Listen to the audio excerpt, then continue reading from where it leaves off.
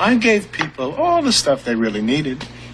Social Security checks, utility bills, TV guide. I want a TV guidance counselor. TV guidance counselor.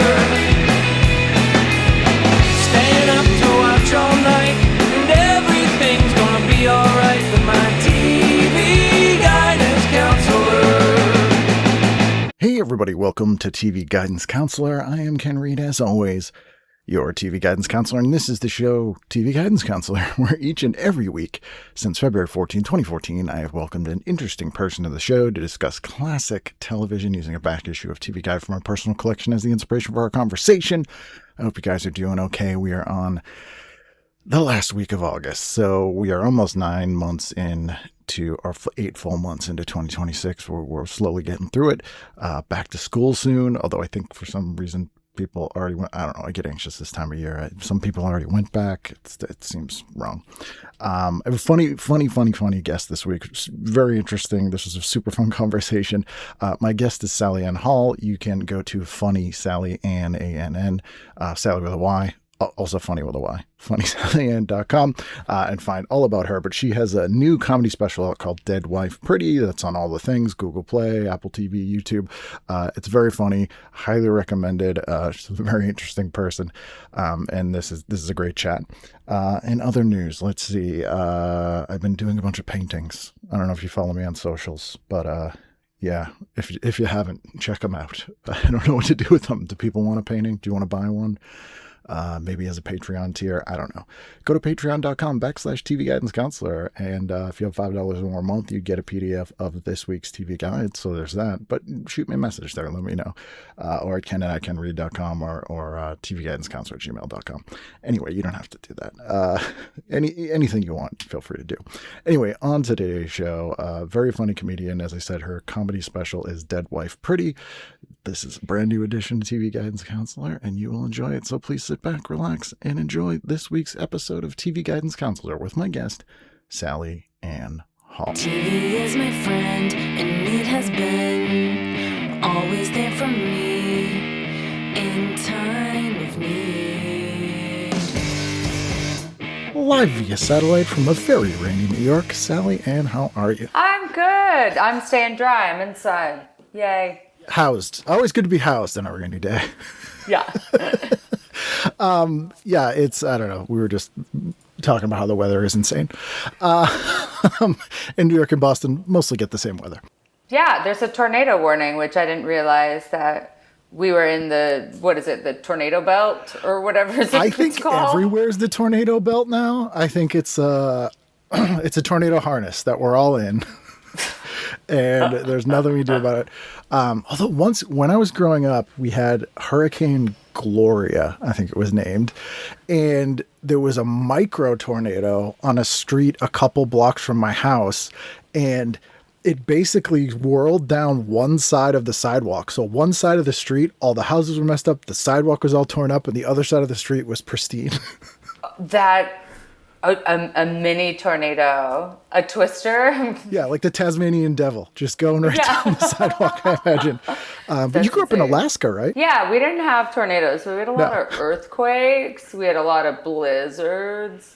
Yeah. And I don't even think we had like lightning, really. I don't remember that until I came to the lower 48. And Just like blizzards and earthquakes. We had like earthquake drills. I didn't even feel the earthquake when it happened in New York a couple years ago.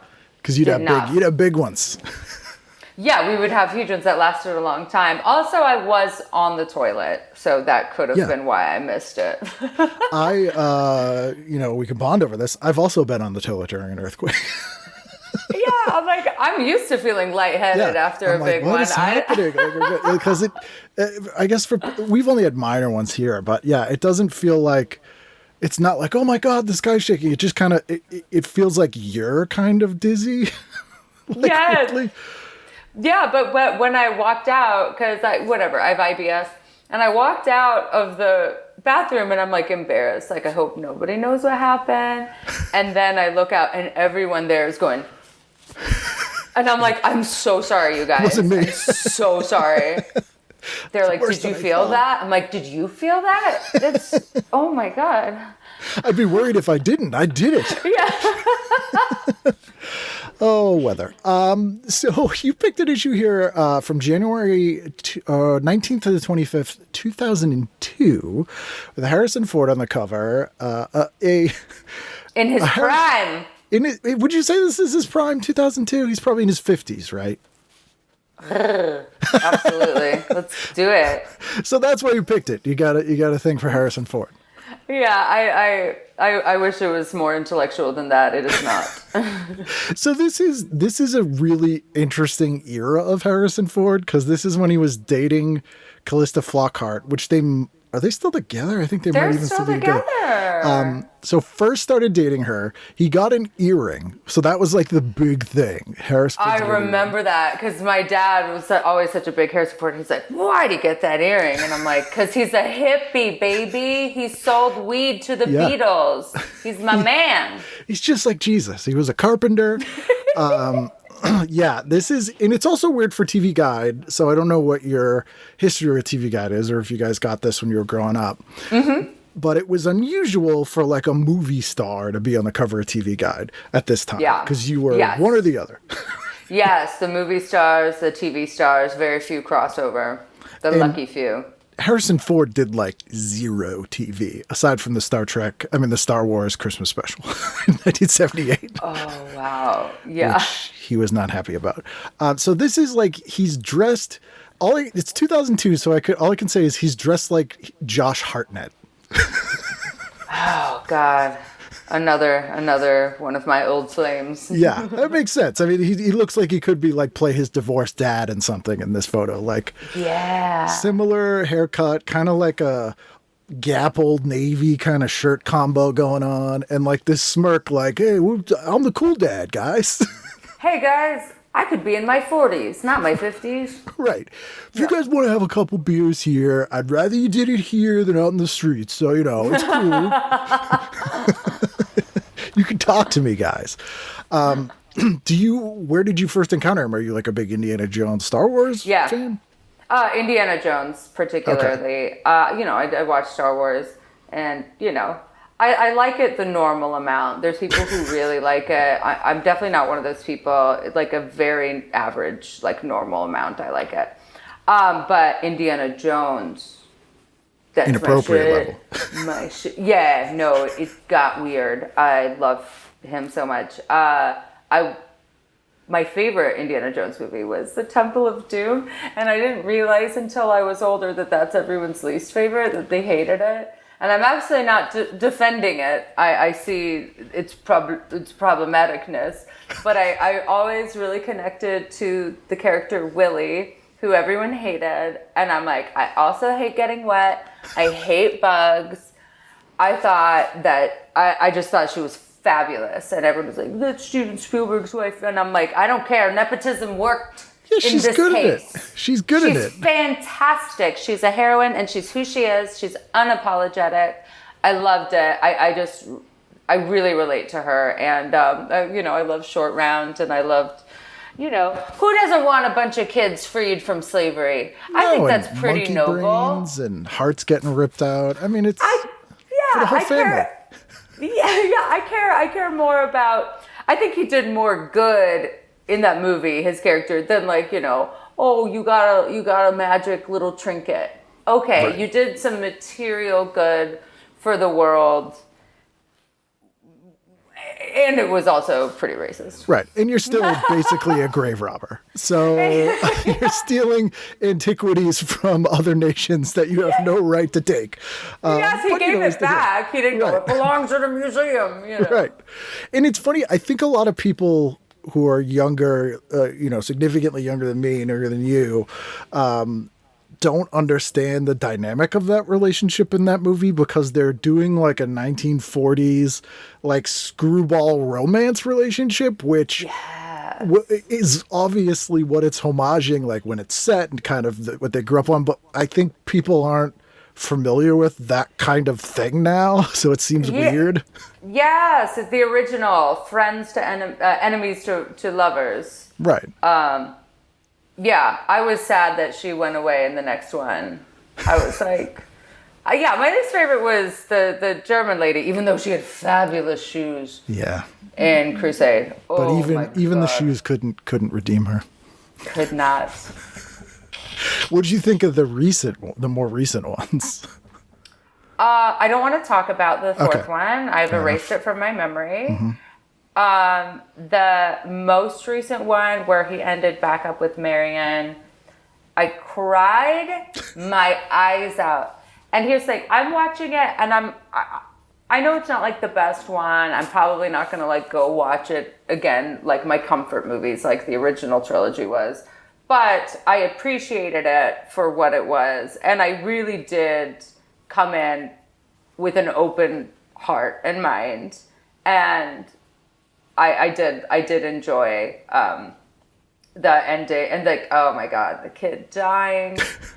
Oh my God, I'm so glad Shia LaBeouf wasn't in it. Like it was. We all were. Yeah, but I thought that it came back to its roots a lot, and I really appreciated that, and I appreciated them bringing what is everyone knows the best Jones woman back. Yeah, You know? everybody knew it was inarguable. Yeah. I'm a diehard Blade Runner guy, so like if I had to pick a Harrison Ford role, it's Blade Runner every time. Love that movie. God, yeah. And that's one of my I comfort would say. movies. Like put it on what at did- night and just like drift away. Yes. What did you think about the new one? I had some issues with it. People really loved it, and I love Ryan Gosling. I like him in everything. Yeah. Jared Leto was horrible, as he usually is. It's what he does. Like, what movie are you in, man? Like, what is going on here? I didn't like the way they brought Decker back, and I didn't think they should have. And I like Harrison Ford, and I liked his character, but it really reeked of like, you kind of felt like you had to shoehorn this in, didn't you guys? Oh, gotcha. I guess I don't really remember it that much. I guess it didn't make that much of an impression on me. Not like the original. The original was like... And the weird, I want to have sex with my AI assistant, so I'm going to hire a human sex worker and then project the assistant onto her. I was like, I don't need to be here for this, guys. I don't want to know about this. A lot of the sex robot stuff is like better implied Yeah. than seen. But, I still think it kind of... It's what I love about sci-fi. It still tapped into that fundamental question: what does it mean to be human? Right. What does it mean to exist? So it still got after some of those existential questions instead of being just like straightforward, shallow action. It's funny too, like, not to go super far down this rabbit hole, because I will, and I'll threaten to. But did you ever read any of the Philip K. Dick stuff or any of like his? Oh, dude, Android's Dream of Robot Sheep. Yeah, no, Electric Sheep. Electric Sheep. Yeah. I don't know. I don't think I actually have. Oh, he was literally a crazy person. Like, he died in an asylum. But like, he wrote the Total Recall, and a bunch of other stuff. But like, all of his sci-fi is like, what is identity? What is shared experience? That is reality just something we agree upon? What makes you a human? Is it experience? Like, yes. I read a lot of Ray Bradbury. I love Ray Bradbury. Who did he write? Did Philip K. Dick write All You Zombies? Maybe I never read it. This movie, Predestination, is based off of that, and that movie fucked me up. I still talk about it. I just give everyone like the plot. Oh, I need to see it. You have to watch Ethan Hawke and Sarah Snook before she blew up, and she's a tour de force. All right, I'll put it on my list. Oh God, please do. I really want to hear what you think. But yeah, it's based off of a sci-fi short story that I still haven't read. You're not missing out that much. Most people don't. I gotta read more. As soon as I know there's a movie version, I'm like, I'll watch that. And if I really like it, I'll read the book. Philip K. Dick is a good one because he didn't write novels. He basically just wrote short stories. So they're like, and always on Amazon, which I don't like to recommend, speaking of dystopian sci-fi. But all the time they'll have like the complete Philip K. Dick for like 99 cents, like a 1,200 page, all of his stories. So it's like, Oh, you yeah, pick it I'm up going to if have you to can. get on that. But yeah, all of his stuff is like, it's funny how this like guy who was a failure in his lifetime, who was a literal crazy person, like the 2 or 3 existential questions of all of his stories is basically like 99% of sci-fi now. Literally, yes. So But that's what I like sci-fi. I think it really, the genre, everyone's like, oh, it's a genre. And I'm like, but I think it really gets to the meat of humanity and existence. yeah, totally. So we got Harrison Ford here. Also, because the way I scanned this, the back covers here, and in my hundreds of TV guides I've looked at, I swear this is the first and only vacuum ad I've seen. And it's a weird angle. And I forgot when I was growing up how much vacuums were advertised, and they were always advertised by like an old man who owned the company. Like that's what people wanted. That's so interesting. I'm like, do you think they put it in there because Harrison Ford was on? So they're like, the ladies will certainly be looking at this. The audience for Harrison Ford probably is really into vacuums, right? And I love this guy. So we're 2002, and this old man's probably, well, who knows? He's probably 30. No, he's probably in his 70s. And he's got an ill-fitting suit that he clearly bought in the late 70s. He's basically wearing high heels for some reason. And he's all like, try my Auric XL. It's the, like, just, it's not a thing. Sounds like a queer icon ahead of his time. He sucks, but in a good way. Yeah, so it's very weird. I was like, and people had like brand loyalty to vacuums. When's the last time you met someone who had a vacuum brand loyalty? My husband does. Oh, is he a Dyson guy? Yeah. Yeah. Does he get the animal? The little handheld cordless? Oh, no, we're like shopping for like a handheld vacuum right now, and he's like, I'm not allowed to buy one without approving it with him first. I will say, all my Dysons died on me, and you can't fix them. That's why they call them dye. That's right. They put the dye in Dyson. So then we get in here. There's a little article in Insider about that 80s show, the spinoff of that 70s show. Oh my God. They really try to, because I watched that 90s show and I was like, oh, I've outgrown this humor, but cool that they are doing it. That 80s show didn't have any of the same characters either. Did it do well? Did it No. run for that long? No, Okay. it was like maybe half a season, and it took place in like a record store. And yes, that 70s show is filled with like 60% rapists in the cast. I get it. But the show was funny. Very on brand for the 70s, That's though. true. Yeah. It was big at the time. But the show was funny, and most of the jokes in it didn't revolve around like, hey, remember the 70s? Like, I'm going to reference the Brady Bunch. But that 80s show was all like, hey, a Rubik's Cube. It was like, what are you doing? Yeah, because the target audience were not the people from that era. No, Like, it's- and it's not inherently funny just to be like reference. yeah, especially since so many inventions from the 80s were still around a lot in the 90s. Yeah. And that's when all the people, and 2002, remembered the 90s. So it's Exactly. like, we still have fucking Rubik's Cubes. Yeah. I'm like, it's 2002. Isn't that like 2 weeks ago that it was the 90s? Like, what are you literally. doing? Then there's an ad in here on page 7 for one of the most disgusting products I've ever seen in my life. This is Squeeze Parquet, which I don't even know if they make anymore, but was like margarine. So it's not even real butter. And it's in a squeeze bottle. And this one is also dyed pink and blue. Like, your kid For won't... gender reveals? Right. Is my corn. What gender is my corn? I'm going to put this on there. Like, I would think they would do this for stuff kids don't already want to eat. Like, kids like butter, like in fake butter. Like, I got to get my kid to eat this healthy squeezed parquet. I better make it fun. It looks like shampoo.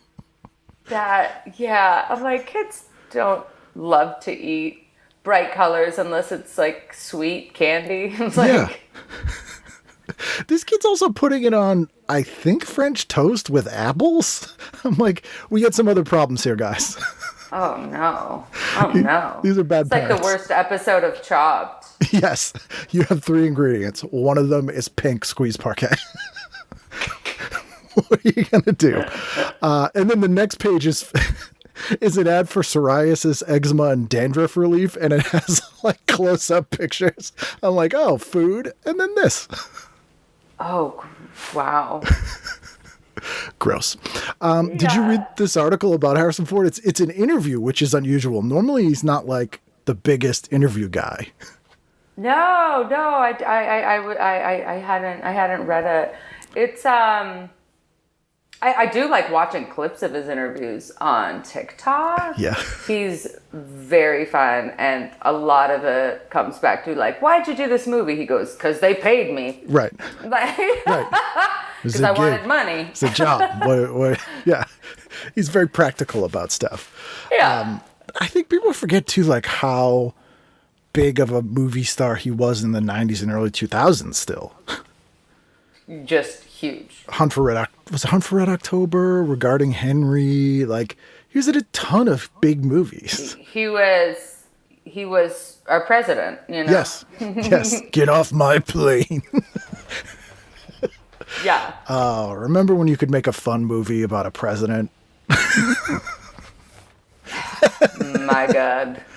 Literally. Oh, God. I mean, I'd watch a movie now about the president getting kicked out of an airplane, but that's not really a full movie. Yeah, we're rooting for what is it? The Germans, the Russians, Yeah. someone. Anyway, then there's an article in here about Angie Harmon, who has just moved from Baywatch Nights into Law and Order. I do feel a little bad that they still make her photo. She's like naked in a sweater. Oh yeah. Like, come on. She's a DEA now, or like whatever her character Yeah. is. Oh, I didn't see you there. Yeah, like, come on. She's an actor. She's allowed to not have to be naked in the picture. Like, come on, guys. And then we get an article about an executive at CBS who is one of the nerdiest human beings I've ever seen in my life, who also has an earring. And I think they put it in here just to make Harrison Ford look way cooler.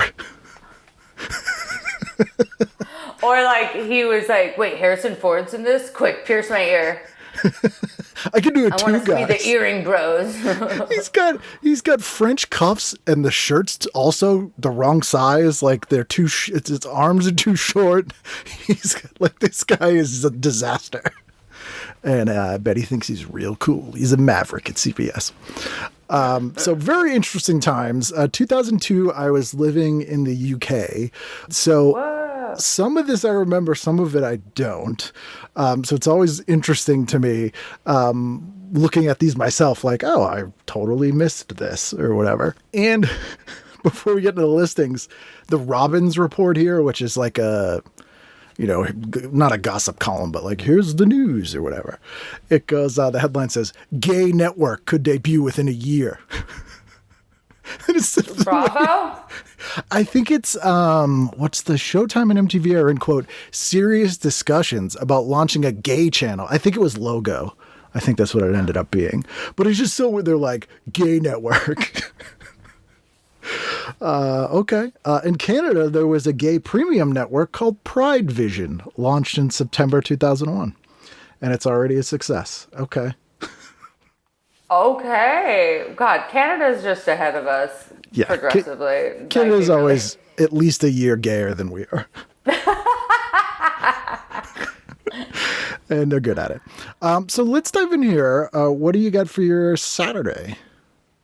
Okay, so I have a movie and a TV show. Oh, all right. One of my favorite movies, Crouching Tiger, Hidden Dragon. Obsessed with that movie. That's one of my comfort movies. I'll watch that anytime. I think it's so fun. I think it's so great, and it really. I went through like a big I watched a lot of like kung fu movies. Oh, nice. Martial arts. I was like really into Bruce Lee. Yeah, no, I'm Like that really into Bruce a Willis. huge nerd for that. I highly recommend the movie The Furious that just came out. It's one of the best martial art movies I've ever seen in my life. It's super violent, but it's Okay, love it. Love it. It's amazing. I think it might still be in theaters, but it's so good. But yeah, like Michelle Yeoh, I'll watch her in anything. You know, big John Woo guy, so like Chai and Fat stuff. Yeah. Like, oh yeah, that's totally my thing. Yeah. Did John Woo, did he do Face Off? Yes, he did. Yep, that was one of his American. Hard Target and Face Off, I think, were his two American movies. Now, Face Off is something I know every line to every single. I got really into that, and I got into this like when Crouching Tiger came out. I didn't see it in theaters, but I saw it it was like one of the first. Like I remember buying it on DVD and just being like, oh, I love it. Yeah. And then for like a TV show, Everybody Loves Raymond. I loved Everybody Loves Raymond. We would watch it as a family. My family loved Patricia Heaton because she was a Republican. Like, not that she's funny or, you know, she's a pretty They thought actress. she was funny, but when they found out, they were like, I knew I liked her. And she also did advertisements. So I went to high school in Idaho, Northwest United States, not Midwest. Yeah. And no one ever, I have to explain that. But we had a regional like grocery store called Albertsons, and Patricia Heaton was like the Albertsons lady. So we The were face like, of "We're-" Albertsons. Yeah, but no, I actually recently watched an episode of Everybody Loves Raymond. It's very sitcom-y. Oh, yeah. But honestly, I would think like the writing's pretty basic, but the actors were just so good. Like on paper, I don't think it'd be as funny as it ended up being performed with like Peter Boyle and Ray Romano. Like, Yeah. oh my God. Ray Romano's gifted with, obviously very funny stand-up also, but like, he has funny voice. Like, he Yes. can say things that are not funny and make them funny. And yes. Also, I think he's like a fantastic serious actor. I really like his stuff. I think he's really good. Yeah, what was that show he was in? Something Men of a Certain Age or something, I think it was called. It was like a drama show that he was in. It was really good. Oh, I didn't see it. He was really good in The Big Sick. Yes, yeah, he was. I thought that was a great movie. Weird thing about that movie, the Montreal audition Kumail has in the movie, Yeah. I was on that audition with him. That's where I met him. So it was very weird. It was weird watching that movie because I'm like, that's strange. Dude, that's like when I got fired off a cruise ship and then I went to see a movie with my husband and we saw Triangle of Sadness where this guy gets fired off a cruise ship and I'm like crying and it's supposed to be funny. And I'm like, Too specific. It's too I can't watch this right now. Yeah, very strange. Very yeah. surreal. What did Everybody Loves Raymond kind of color how you thought of New York? No, I didn't know it took place in New York, quite frankly. Oh wow. What did It you was just a house. Yeah. Friends. Friends. Now that is the reason I moved to New York. it Literally, really? I wish it wasn't, but like I was like, I got the fucking little front door thing? yeah, on my door. Yeah, I want Monica's apartment. I think everybody does. That's about a $30 million a month apartment. I meant it's decoratively. Like I'm like purple wall, teal wall, Tiffany lamps, you know, different colored chairs. I loved it. How did But it yes. How did it hold up to your expectations when you finally moved there? Ooh, yeah, different. First off, I'm like, everyone's not white. Yeah. How about that? I coffee shops, not as big as bars. Nope. As far as hangouts go. But yeah, no, I was like, okay, so I'll start off as like a waitress and then in a couple of years I'll get a big career. Right. Like I'll be an editor at a fashion magazine. Isn't that how it Yeah. works? And also just like the day-to-day, like them having breakfast at their friend's house. I'm like, I've never once gone to my friend's house for breakfast, then been like, oh, gotta go to work. Here, finish this pitcher of orange juice. I've never in my life. It needs to breathe. You got to pour it out of the carton and let it kind of sit in the pitcher first. Yeah. Decant my orange juice. Maybe that's why you haven't gone to people's houses for breakfast in the morning, because they're not doing their orange juice right.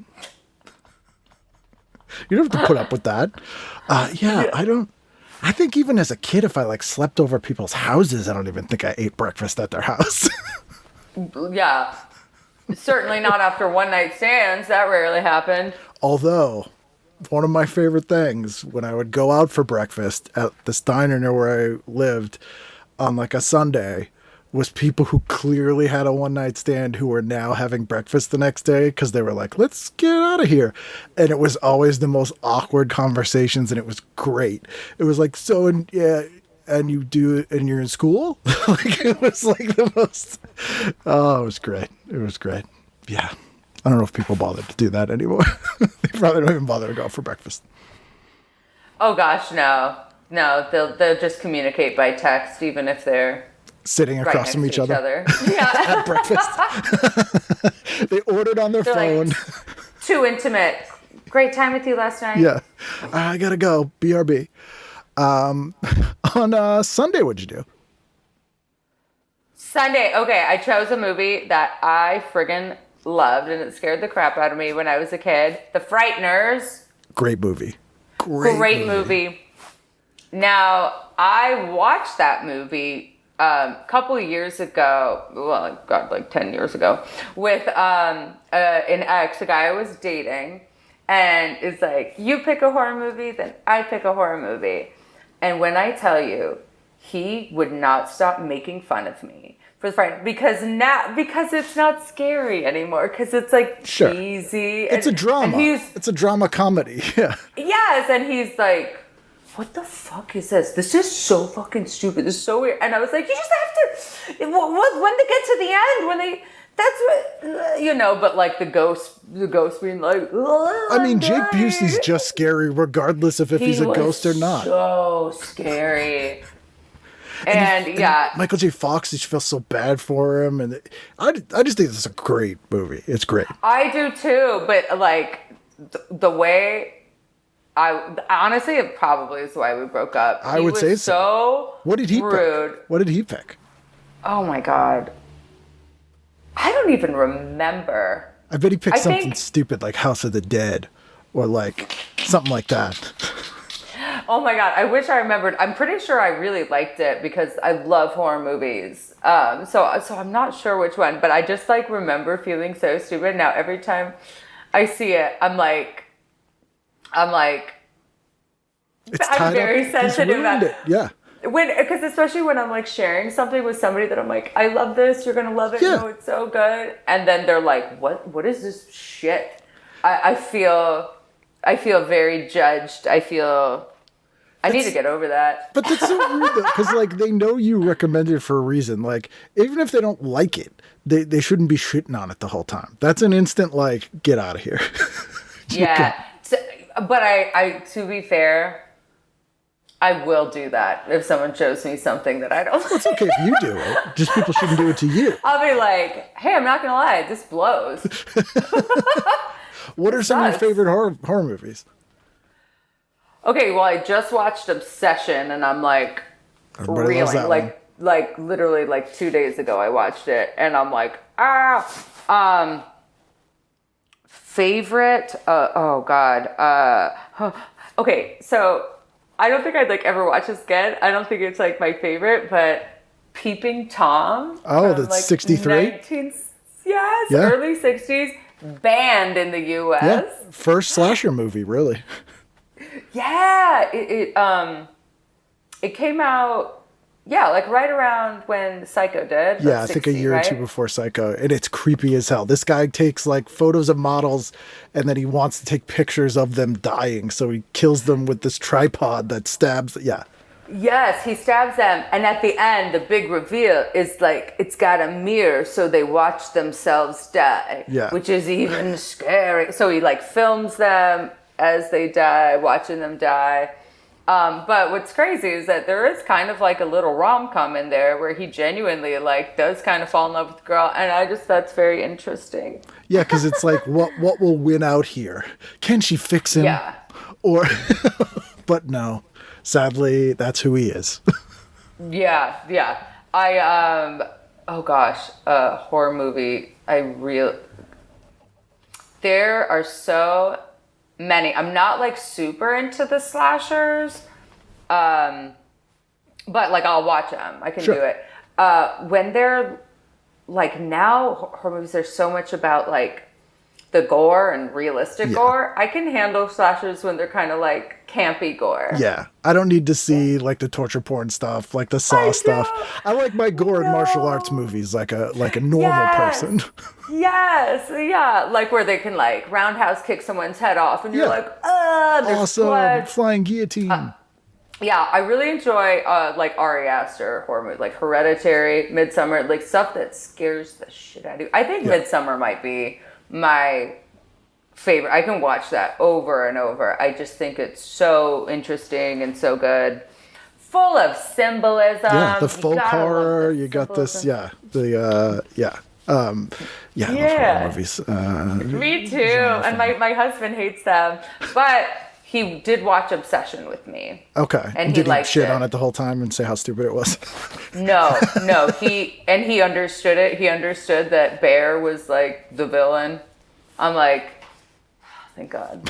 I married the right one. Because like, there's nothing worse than like watching that movie and then like a guy being like, she was so scary. Like, that's my worst fear. I'm like, chicks are crazy, man. Chicks are crazy. The consequences of your actions. That's what you're afraid of? Jesus. Yeah.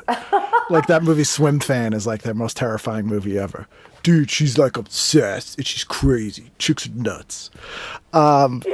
Before we move on. I love a crazy chick. I mean, we all do. Hand That Rocks the Cradle is quintessential for most people. Not the remake, but I haven't seen that. It's pretty intense. Rebecca De Mornay is very evil in it. I'm gonna write that. Very, very evil. The Cradle. And The Furious, you said? The Furious. It's real good. And I also, any movie with Donnie Yen in it is worth watching. So Donnie Yen directed and wrote and stars in a movie from last year or 2 years ago called The Prosecutor, where he plays a prosecutor who then like is a vigilante also. And it's really good. Just like watch the trailer and you'll be blown away. There's a fight on a train that's like unbelievable. Yeah, it's I love train fights. Yeah. The Prosecutor. Really great. There's an ad in here for a knife. So it's on page 48 of the PDF. It's called the Days of Desire Fantasy Knife Collection. And it's like little pocket knives with like sort of Frank Frazetta style paintings of like almost naked ladies. And they're rich with accents of 24 karat gold and sterling silver, dramatically enhanced with simulated birthstones. So there's one for each month, and they come in like a plaque. Like, I don't know. That is for serial killers. Oh, like, yeah. That is like... Who bought this? Michael Myers. Do you want? Like... So weird. Kill a girl for every month. Like if you went into someone's house and they're like, have you seen my fantasy knife collection? Have every month. You'd be like, you're out of your mind. What is this? And it's expensive. It's one every month and you're billed $37.50 for each knife. Okay, that's actually a pretty good deal. I bet you these are online now for like $5. There's no way. The Nightstone collection. God. My Nightstones. Like it's someone's most precious. Like if there's a fire, first thing I get, my Nightstone collection. My Nightstones. And they're practical too. I mean, you could use it. They're knives. Yeah, you can have a belt where you put all 12 of them in. 12, like a bandolier, like right across, like a sash with your Nightstone collection. Yes. And be like, let me introduce you to February. A knife calendar. So that's your Sunday. Monday, what are you doing?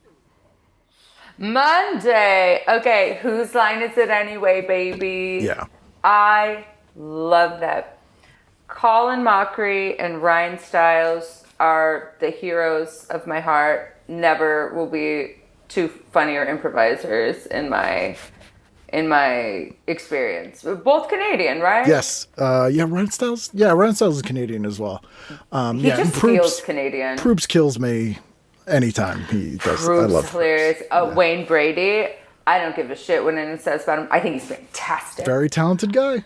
So talented. And I love that sketch from the Chappelle Show that he did. Yeah. With that Training Day spoof.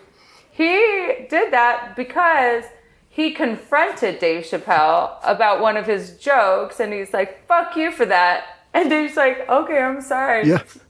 Please come do my show." Wayne Brady's like, "You know what? Hell fucking yeah." Yeah.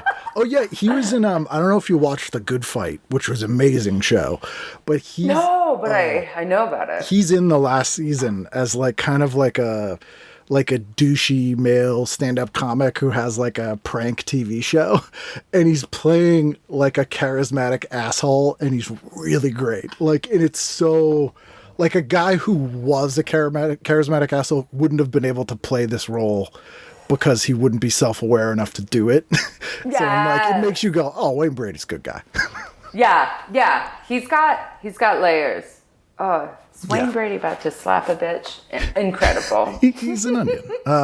So you're watching that, and then what else you got that night?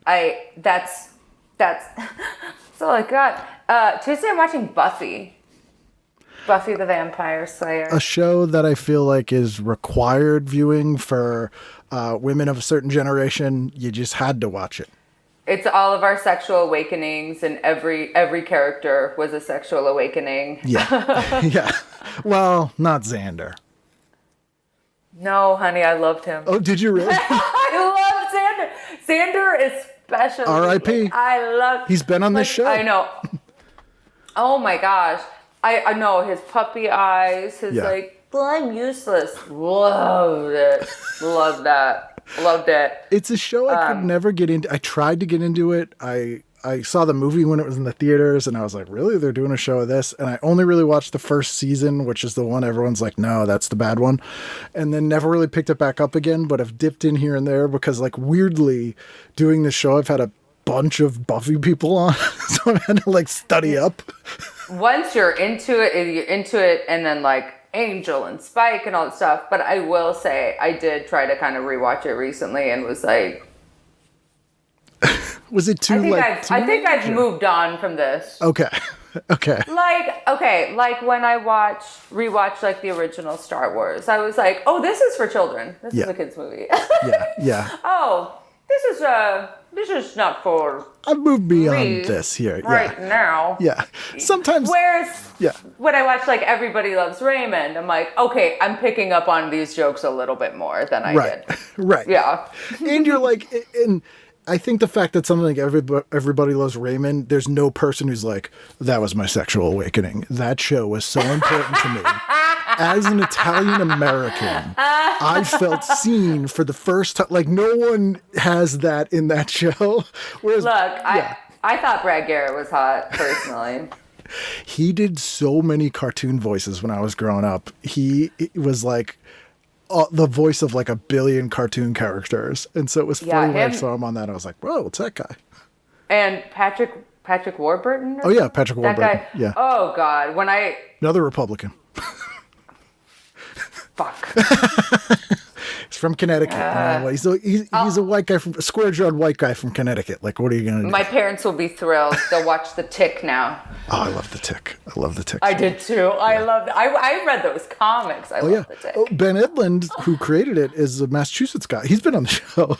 And he used to work at the comic store I used to shop at as a kid. And it's funny because he, like, weirdly got to work on every iteration. He worked on the cartoon and both live action shows. And that never happens. Like, the person who created the thing got to do both, which is why it's good. Yeah, I'm like, which is why it maintained its integrity and its tone. And then, funnily enough, Ben Edlund wrote on Buffy and Angel. So he created the Tick, and then he moved on to work on Buffy and Angel and Supernatural as well. Oh, now I've heard great things. I've seen a couple episodes, but people are like, "Get into it." You're not so silly. much. I mean, it's. I was a diehard from the beginning. I checked out around season 10, which was probably like 4 seasons too late. But it's Hunky Brothers hunting monsters. Every episode's kind of the same, you know. I was an X-Files girl. I still have every season on DVD, X-Files. So when I'm like, okay, like a nice anthology mystery Monster of the Week thing, kind of thing. Let's do it. And look, if they're handsome, that's okay. Bonus, yeah. That's all right like with it's me. the kind of the same thing every week where they're like, the brothers are gonna break up. Oh, they're mad at each other. Oh no, you know, it's like that whole thing. Did you ever watch Fringe? Okay, so that my parents are like, it is the best show in the whole world. It is. Okay, if you say so. Because at first I'm like, because my parents also like some of the movies they recommend. I'm like, Oh no! I remember when they're like, The Accountant is the best movie, and I'm like, he's autistic, but he kills people. and the reason he got his superpowers was because of the child abuse he endured. See, it's a pro-child abuse movie. We told you. No, Fringe is one of the best sci-fi things. One of my favorite TV shows of all time. It is amazing. Okay. Yeah. Okay. Yeah. I'm Highly doing recommended. it. I'm looking for a new thing to binge. Yeah. Because Binge Fringe. I'm not busy enough with my life. You gotta unplug, you know. Binge Fringe. It's awesome. Where are we? Wednesday? Oh, hold on a second here. Ally McBeal on Monday night. It's the 100th episode with special guest star John Bon Jovi. And the picture of him, it's so airbrushed and he's all smolder. I can't imagine the highlights between him and Callista. Two acting powerhouses. Now, I have to admit, I've never once seen Ally McBeal. I have no idea what it's about. It's Is she a woman. Lawyer? She's a lawyer, and she's like insecure, and it's kind of a comedy drama. It's decent, but it is so 2000. Like it is. It's like a joke, like someone's parodying the turn of the century. It's that, like, of its time. It doesn't really hold up. You don't hear about it a lot anymore. People being like, that's my, because sometimes, you know, things come back and but Ally McBeal stays right there. And it was such a huge show. Yeah, it wasn't one of those shows people like passed around on DVD later, like do rewatches of. It's funny when I look back at shows of this era that, like, I never would have thought Gilmore Girls would have like merchandise at Target now. Oh, Gilmore Girls is like, I watched one episode of Gilmore Girls recently just to know what everyone's fucking talking about. I'm like, who's Rory? Who's Lorelai? What is all this? And then I watched it and I was like, okay. You know, I mean, like, I get it. I see why. It just, you know, I missed that time in my life where I would have given a shit about anything that happens. Yeah, you had to lock in at a certain time. But it's funny where, like, Ally McBeal was literally, like, 100 times more popular than that show. And nobody cared. Like, no one. Most people probably haven't even heard of it now. Oh, yeah. Everyone's like, who's Ally? Yeah. Well, I mean, it doesn't help that Callista Flockhart basically, I think she was in something recently, I feel like. Supergirl or something, but she basically quit acting anyway, so it was like, you know. Hey, if I bagged Harrison Ford, I'd quit everything too. I'd be like, I won, the end, thank you. Just gonna lay here till I die. Nothing else needs to happen. Everyone's happy. Yeah. What do they talk about? Like, I can't imagine them speaking to each other. I think that they would talk about what kind of feed they're going to get for their horses, what kind of plane that he's going to fly next. I think that they're like country folk. Yeah, they're bumpkinning. Because I just imagine like grunts and squeaks. That's like all their communications. Not saying which one is who's doing what, but you know, they're in there. Yeah. Before we move on to Wednesday, there is an amazing 2-page ad for wigs. Polly Young's natural choice for beautiful hair. Mail this card today for your free wig catalog. These are not good wigs. This is the, again, for serial killers. Yeah. Like, you want to go in disguise with your little knives You want to look like Pamela Voorhees while you dance around your house and worship with your knives? Here's how you do it. Free catalog. Honestly, I might look them up because some of the wigs that they have nowadays on Instagram, it looks really good, and then you order it and you're like, it says in a lace front. I was at Savers the other day, which is a thrift store for people who don't know. And they always have a wall of like hats, you know, like hanging from hooks. And they had maybe 30 wigs. And it was real weird. I'm like, I guess people would donate these, sure, but it's very strange. Like, you know, you're going to try on a hat, try the wig on, I'll buy this secondhand. That's fine. Look, bald people die. That's true. Where are their wigs going to go? Breaking news. They don't live forever, everybody. It is not the secret to eternal life, as it turns out. Also, the card mails to Brockton, Massachusetts, which incidentally is where the New England Comics that I met Bet Edlund is located. And I'm like, it's all connected. It's all connected. And if I ever have to lie, I'm going to tell people I'm the heir to the Paula Young wig fortune. Prove it's wrong. You can't. Honestly, sometimes I pretend like I'm the heir to the Hall's cough drops. Oh, nice. The halls of justice, the halls of medicine. Yeah, I'm like, yeah, this is me. Speaking of Brad Garrett, he also hosts a show on Tuesday night, TV's Greatest Comedians, which is Biography's choice for the 15 most influential TV comics. Damn, and now he runs a club in Vegas. It's not a great club either. Have you played it? No, I haven't been invited. You're not missing a ton. Get Brad on the phone. I'll get him on the phone. Brad, get on the phone. I'm just seeing if they have who's listed. It's all the people you think. Steve Allen, Jack Benny, Lucille Ball, Milton Berle, Bill Cosby, Jackie Gleason. You know, the usuals. Groucho Marx. What did we do? Were we Wednesday yet, or are we on to Thursday? No, Wednesday. Ripley's Believe It or Not. I loved that show. Big Dean Cain fan. You know what?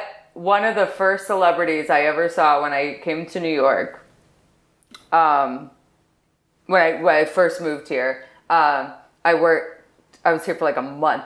I worked at like it was a rooftop club, but on like the top of a hotel in the meatpacking district. But I was like the front door girl. I just like stood there in like a little dress, and they were like, just be a cunt. Yeah. Like, just be a jerk. Like, just. That's what people pay for. And then I would direct people like, come in this door, go out that door.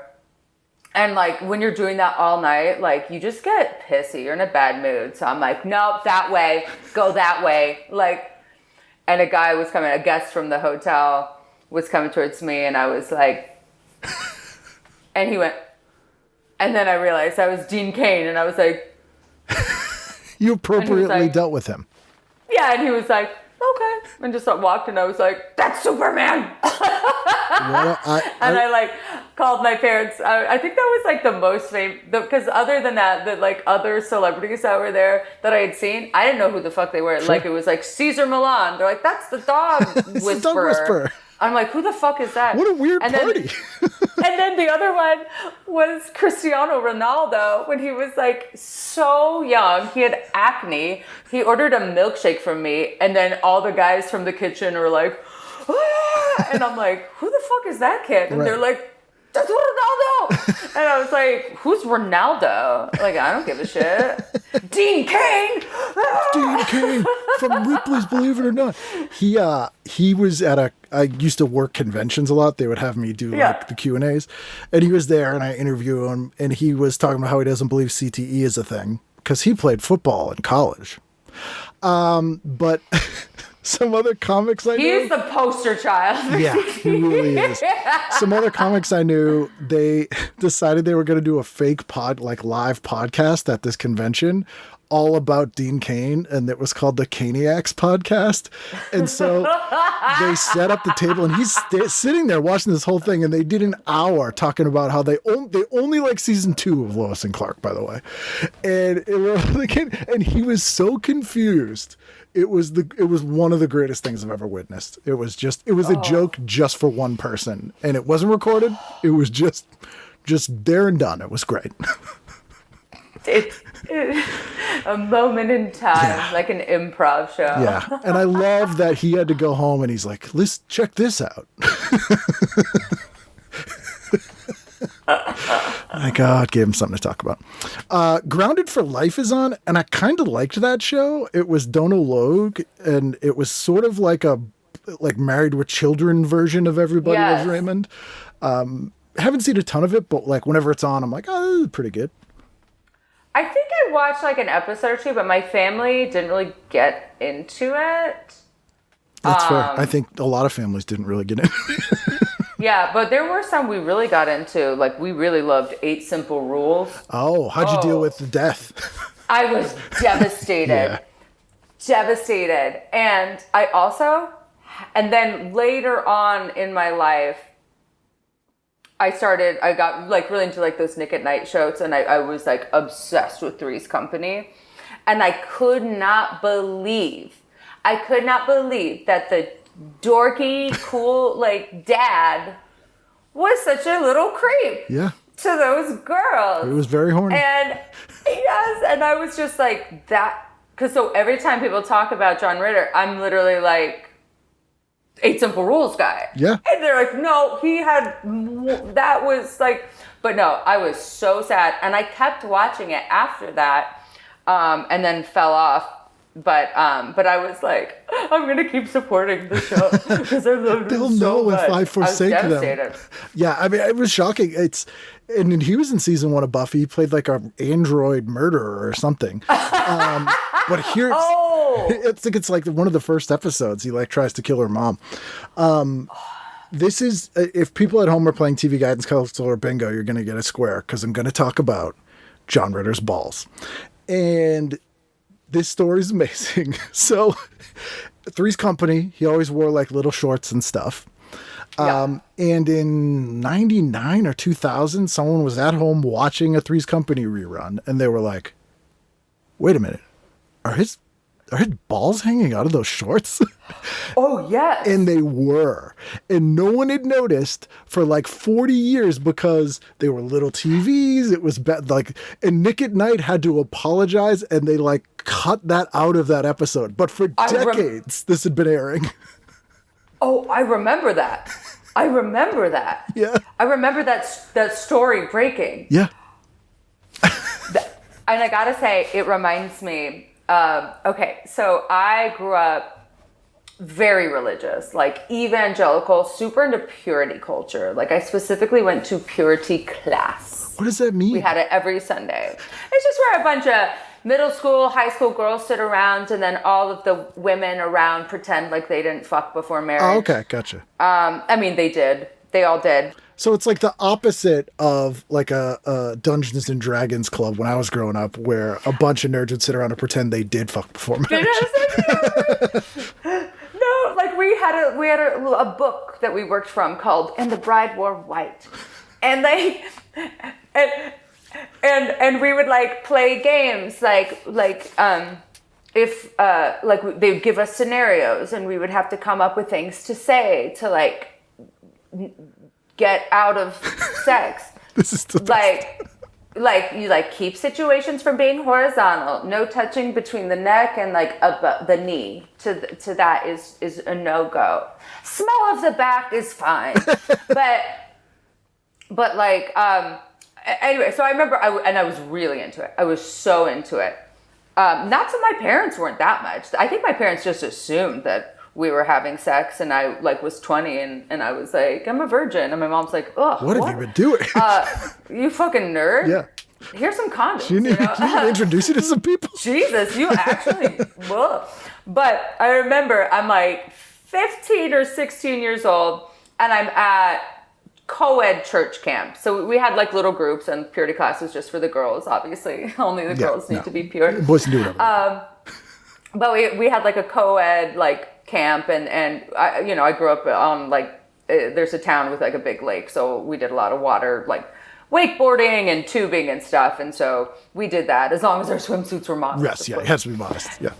Well, one of the guys from my high school, he was just wearing swimming trunks, shirtless, But we were sitting down in like the lake house, the like cabin, and his legs were like, he was manspreading, and his shorts were open, and I saw up his shorts, and I saw balls, and I cried and cried. You've been ruined. And I went upstairs, I'm bawling, and then like the leaders came down, and now the leaders were like girls who were like 19 and 20. Also, like, not to interrupt you, but thank you for saying you were bawling.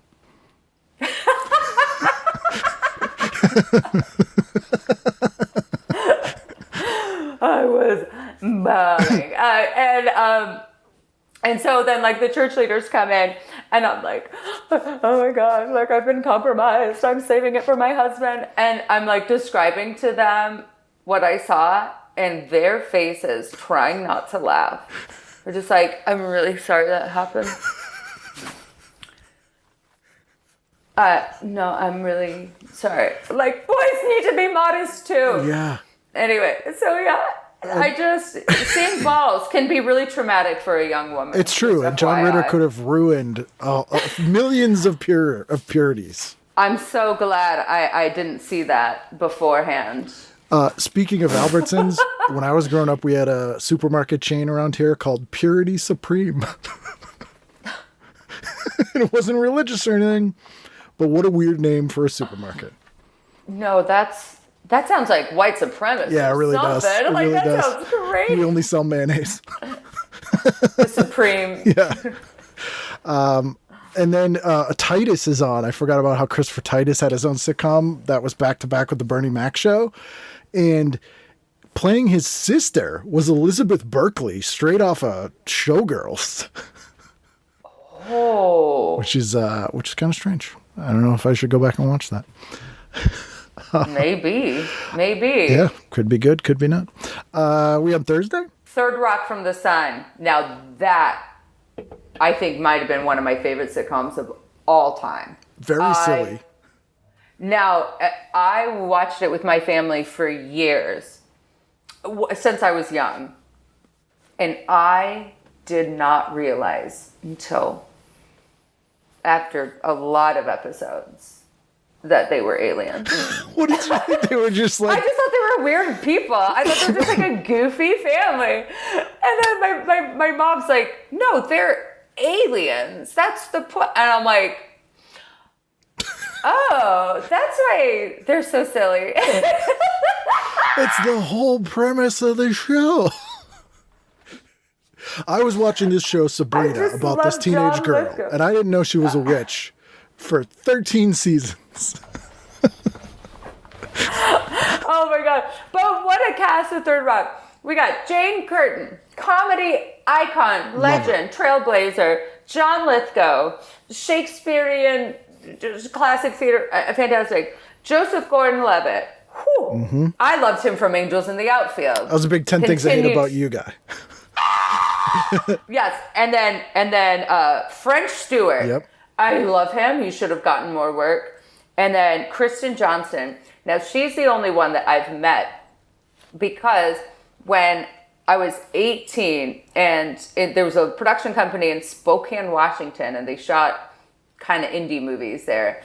And I was an extra on this movie that wasn't porn, but it was about porn. Okay. Called Finding Bliss, starring Lily Sobieski and the guy who plays Warren from Legally Blonde. Oh, yeah. Okay, yeah.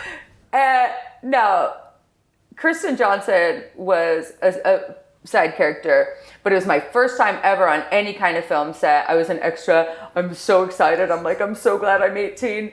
So now I can I think I was like playing like a porn star. Like I was like in the audience at like the AV like. I like how AVN you Awards. weren't sure. I wasn't sure. Ron Jeremy was there. I had no idea who the fuck he was. I was like, who's that little weirdo that everyone's surrounded Stay by? away from I had him. Yeah. no idea. Jamie Kennedy was in it. I was really excited about that because this is like not that long after Malibu's Most Wanted. Yeah. So I was like, Jamie. But Jamie Kennedy like showed up in like glasses, like of went course. to the back. He's like, I'm super cool.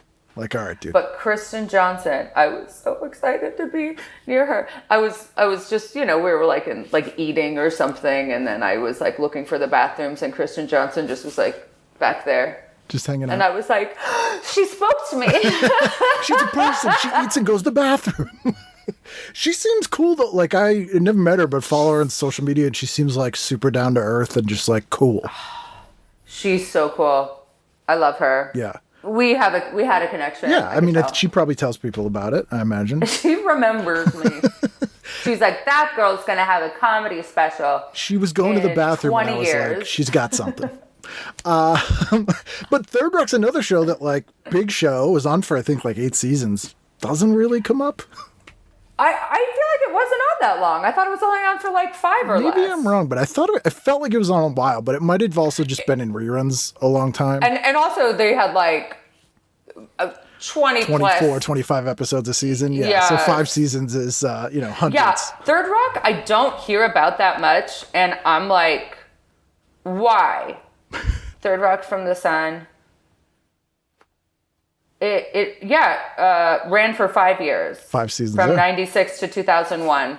I get very confused this when was a good shows cross over a decade. Like, Miami Vice goes till 92.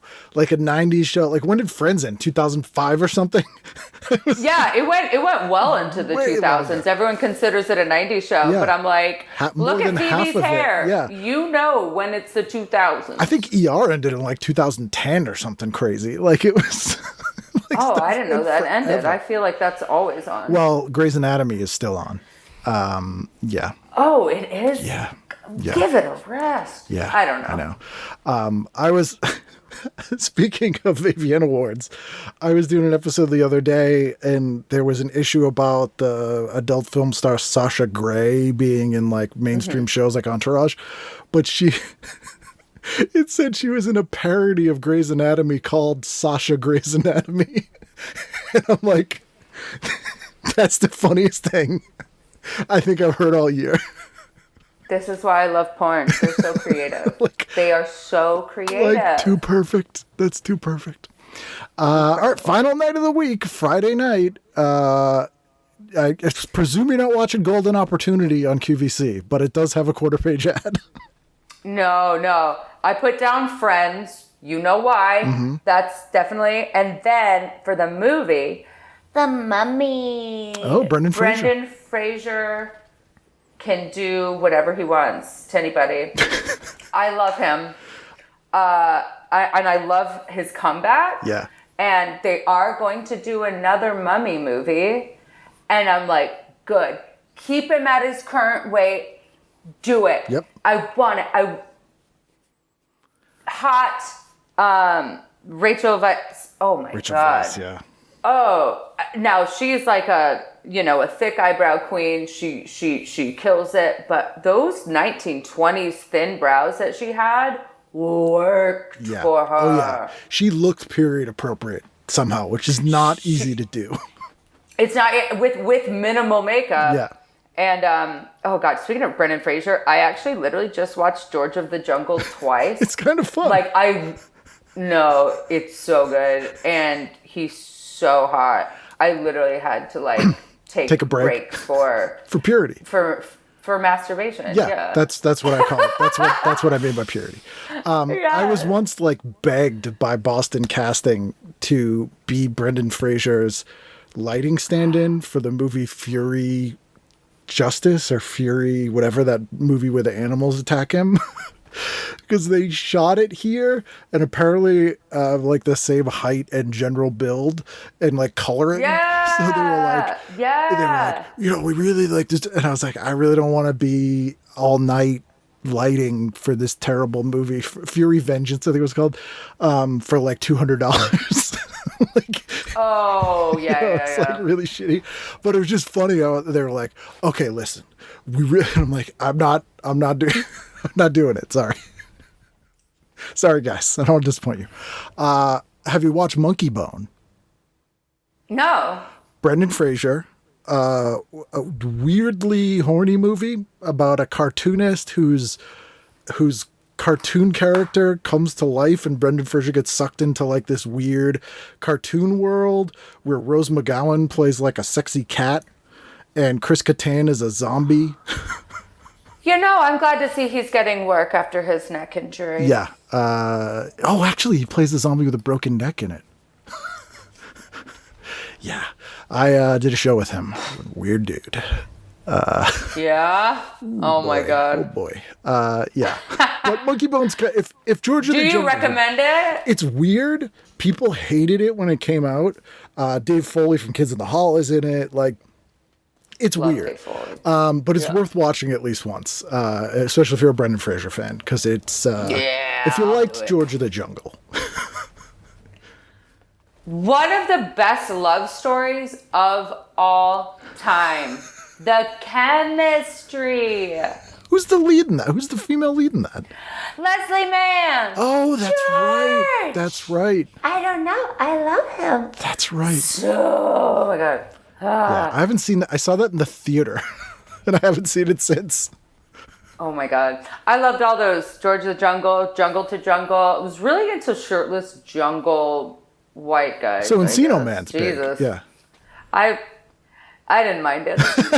I liked it. And also, I don't know why, speaking of weird comedians, big crush on Pauly Shore. Oh, I'm sorry for your loss. I don't know why, but like what was it? What was that movie he did? The son-in-law in the army. Son-in-law. God, I don't know Biodome. why. I liked him also from the Goofy movie. Yeah, Shut fair up. I don't know. There's something about those like lazy eyelids and that like stoner voice. I was just like, fuck yeah. He got knocked out cold on the set of a TV movie by Potsy from Happy Days.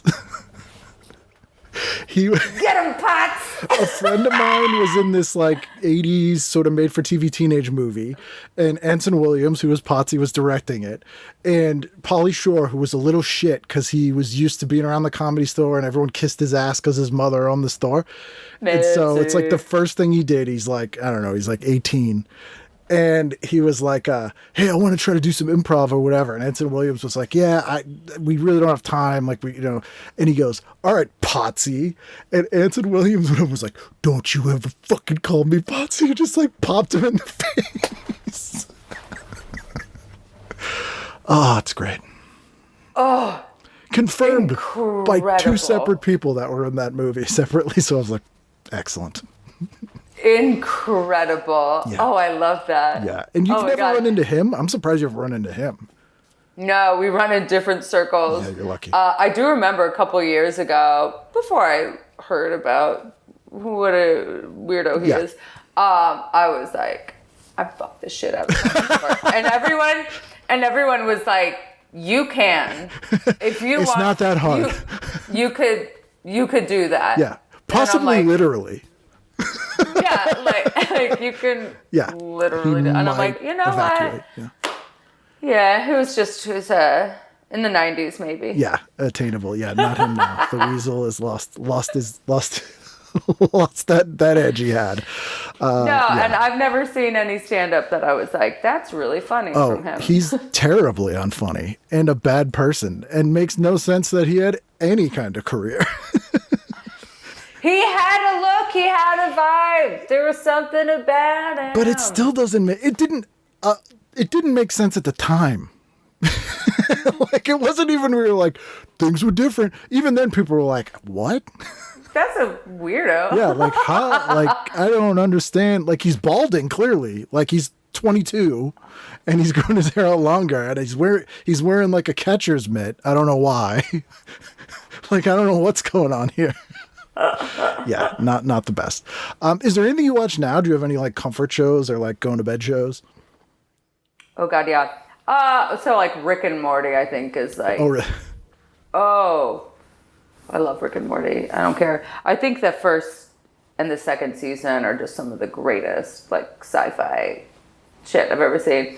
Really like sci-fi cartoons. Like I never got super into The Simpsons. My parents wouldn't let me watch it growing up. disrespectful. Hilarious.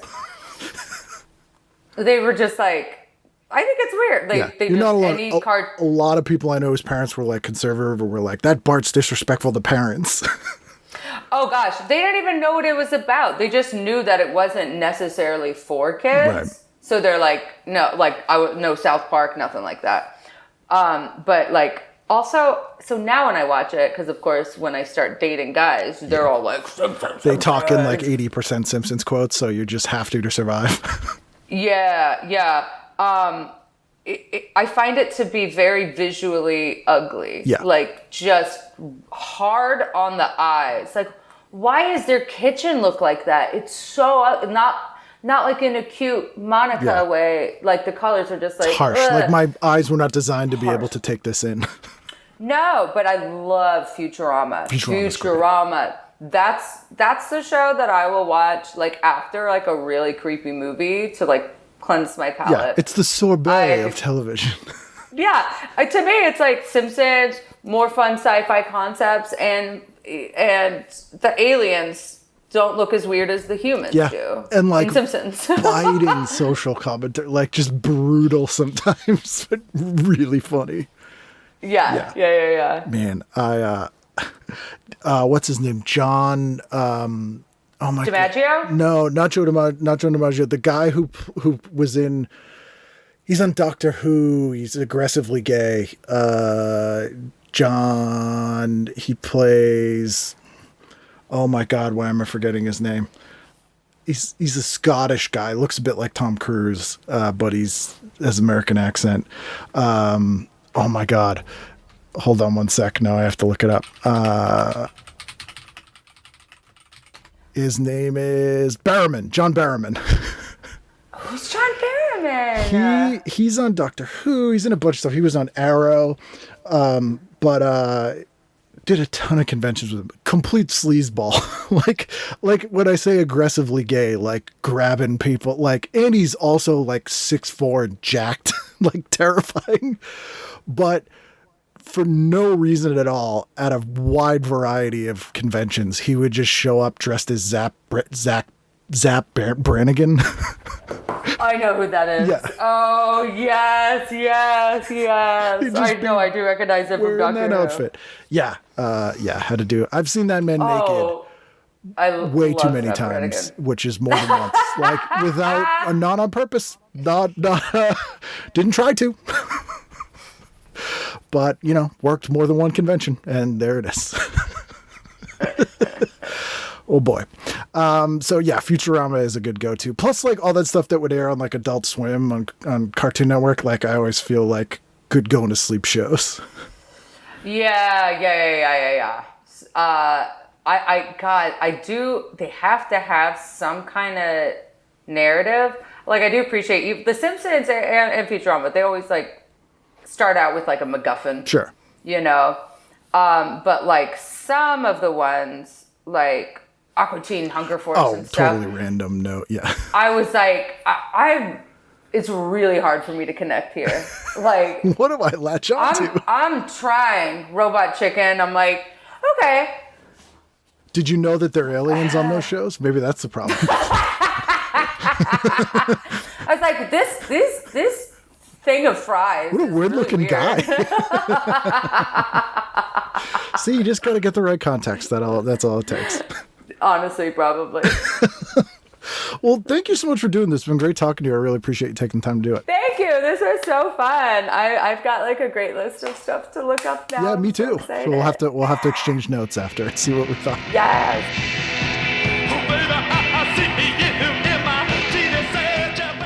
There you go. That's Sally Ann. Dead Wife Pretty is the new special. Find it on all the streamers.